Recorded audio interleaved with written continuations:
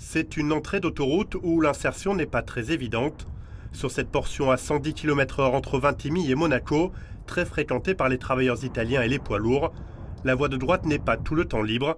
Résultat, comme pour cette voiture, il faut parfois marquer l'arrêt avant d'accélérer de nouveau. Une situation qui sera bientôt de l'histoire ancienne.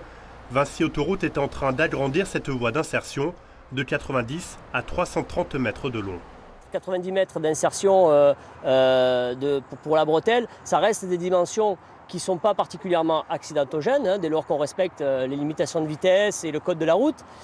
Mais c'est vrai que ce n'est pas confort par rapport à ce qu'on pratique aujourd'hui, à ce qu'on voit aujourd'hui. Donc l'augmentation du trafic, je dirais le confort des usagers fait que cette bretelle était peut-être entre guillemets prioritaire à être traitée.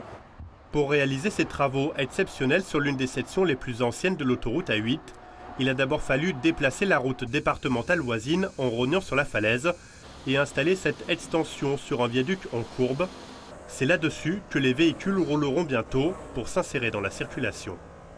Toute cette charpente-là a été amenée par l'autoroute. Nous avons donc fait l'installation avec des grues situées sur la chaussée.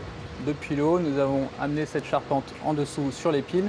Donc elle a été fixée en plusieurs étapes. D'abord ces poutres-là transversales, ensuite le caisson métallique longitudinal qui permet d'élargir la voie de 3 mètres. Une quarantaine d'ouvriers travaillent quotidiennement sur ce chantier à 18 millions d'euros. La mise en service de la nouvelle bretelle d'autoroute est prévue pour le milieu du mois de décembre.